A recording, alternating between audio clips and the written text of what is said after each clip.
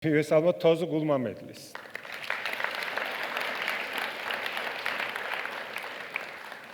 მოგესალმებით ყველას, მადლობას გიხდით მობრძანებისთვის და ამ შესაძლებლობებისთვის. მე მინდა ელემენტარულით დავიწყო თუ როგორი საქართველოში მინდა ვიცხოვრო. მე მგონია რომ ამ სიტუაციას ყველაზე მეტად ეს სიმარტივე უხდება. აი როგორი წარმომიდგენია, როგორი საქართველო წარმომიდგენია. ისეთი საქართველო რომ დაუშვათ დმანიში ვცხოვრობ, რომელიმე შორეულ სოფელში ეთნიკურად აზერბაიჯანელი ქალი ვარ და ვარ ძალადობის მსხვერპლი. მაგრამ არ მეშინია, ანუ პირველი შემთხვევაშივე გადავწყვიტე რომ წავსულ ვიყავი, იმიტომ რომ ვიცი რომ ჩემი უფლებები დაცულია. ჯერ ერთი საზოგადოებას არ განსჯის, ჩემ მხარეც იქნება ეს საზოგადოებაც და სახელმწიფოც დაიცავს ჩემ უფლებებს სასამართლოშიც და ყველგან საცხოვრებელი სახლი მექნება, ჩემ ბავშვთან ერთად გავაგრძელებ ცხოვრებას, სანამ სამსახურს ვიშოვი, სანამ ენას ვისწავლი ქართულ ენას, მანამდე მინიმალური შემოსავალი მექნება, რომ მშიერი არ დავრჩე. დღეს საქართველოში ქალებს არ გვაქვს ეს ფუფუნება სამწუხაროდ. ასევე მინდა ესეთ ქვეყანაში ვიცხოვრო, სადაც 1000-ჯერ იგივე კითხვაზე პასუხისკაცემა არ მომიწევს, რომ თუ რატომ ვერ ისწავლეთ ენა. გავიგე, არ ვიცით. აი, არ მითხდებოდეს მაგის თქმა, რომ ჩემ მშობლებმა არ იციან. ჩემი დაწმაც არ იციან ქართული ენა.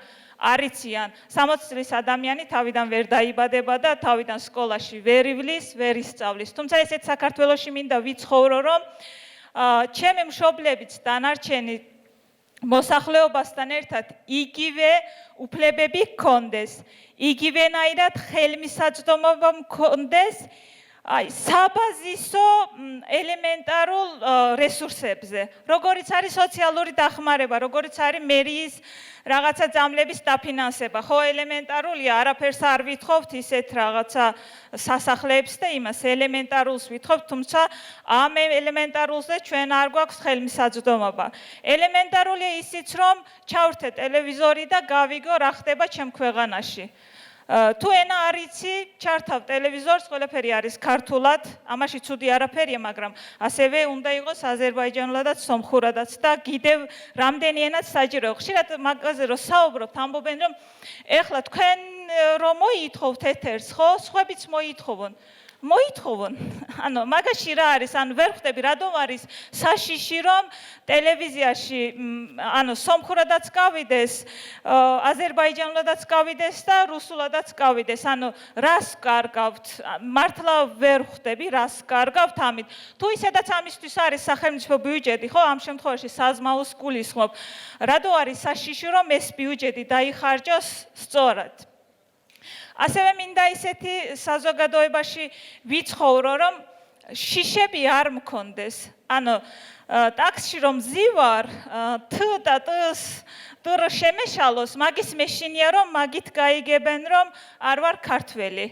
და მაგით დაიწყება ჩემი დისკრიმინაცია. ან დედა ჩემთან ერთად რო გავდივარ, რომელიც ჩანს რომ აზერბაიჯანელია თავშალის გამო.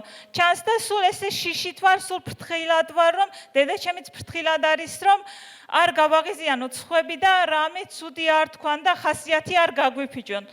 ზოგადად ისე ვართ გაზრდილები, რომ აი ზედმედი არ მოგივიდეს ესე, ანუ არ უნდა გააღიზიანოს სხვები, ქართველები, არ უნდა გააღიზიანოთ, თორე გაგაგდებენ ქვეყნიდან. ესე ვართ გაზრდილები და მინდა რომ ამ შიშებისგან თავისუფალი ვიღოთ, ანუ თავისუფლად ვიაროთ ქუჩებში, მე და დედა ჩემი აზერბაიჯანულად ვისაუბროთ და არაფერის არ შეგვეშინდეს. ანუ ხო ხდებით, ძალიან მარტივია, ხო? ანუ არაფერი ისეც შეიძლება თქვენ ცხოვრებაში ეს შიში არ გქონიათ. ანუ ესეც უნდა იყოს, რა თქმა უნდა.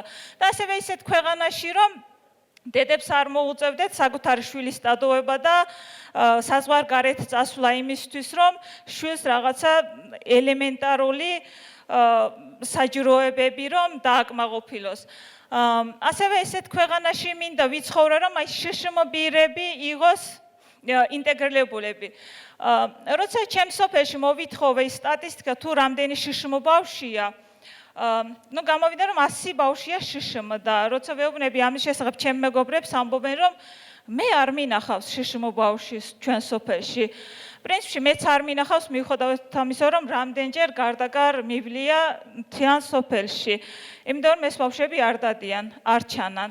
იმიტომ რომ მაგათთვის არანაირი შესაძლებლობა არ არსებობს რომ ელემენტარულ უნარები ისწავლონ, გაუმჯობესონ და გარეთ იარონ. ანუ როცა გზა არ გაქვს, რა თქმა უნდა, რთულია ამაზე საუბარი, რომ ედლით მოსარგებლეებისთვისაც კონდეს ადაპტირებული ეს გზა, თუმცა ესეთი საქართველოს გულისთვის, აი მთელი ცხოვრება ვებრძოდი, რომ შშმ ბავშვებს ხედავდე გარეთ, შშმ ადამიანებს ხედავდე სამსახურებში. არ მინდა რომ სადღეგრძელოსავით გამოვიდეს, ანუ ზოგადად მეზიზღება ეს რომ რაღაცა სულ გარგებზე საუბრობ. მე მინდა რომ ვიცოდეთ რა შეგვიძლია დღეს ჩვენ ამ რეალობაში ესეთ საქართველოსთვის. პირველი რაც არის, ეს არის ერთმანეთის გაცნობა, ერთმანეთის მოსმენა, ერთმანეთის ნდობა. ანუ არ უნდა შემეშინდეს რომ რაღაცაზე რო საუბრობ, ხო, მომიძევს დამტკიცება, რაღაც ციფრები ისის ძალიან მზად უნდა ვიყო რაღაცის სათქმელად, რომ დავამტკიცო, იმიტომ რომ არ სჯერათ ხალხს, რომ საქართველოში ესეთი ჯგუფიც არსებობს და ესეთი პრობლემებიც არსებობს. მე მინდა რომ ეს ნდობა გქონდეს და მშვიდად ვისაუბროთ, ერთმანეთს ვენდოთ, რომ კი, ადამიანი თუ ამბობს ესე იგი მასეა ძალიან მარტივია, თორე ესეთი დრამის მოგონება, რა ვიცი, გამიჯირდებოდა მართლა, სპეციალური ნიჭი არ მაქვს. ამ შემთხვევაში რა შეგვიძლია, ანუ ბევრი ვისაუბრეთ, ხო, ჩვენ გაერთიანებაზე, როგორ გავაერთიანდეთ და ასე შემდეგ. ჩვენ გვაგვია ეს ერის ცნება, რომ გავიგოთ, ჩვენ ვართ ერთი ერი. ანუ საქართველოს მოქალაქეები ვართ, ერთი ერი და კრიზის სიტუაცია ხანდახან ამისთვის ძალიან კარგი შესაძლებლობაა, რომ ეს ერი შეიქმნას. და მე მართლა მჯერა და ამისთვის ყველაფერს გავაკეთებ, რომ ეს ერი შეიქმნას და ჩვენ ერთმანეთის ნდობა, ემპათია ვისწავლოთ. მადლობა ყურადღებისთვის.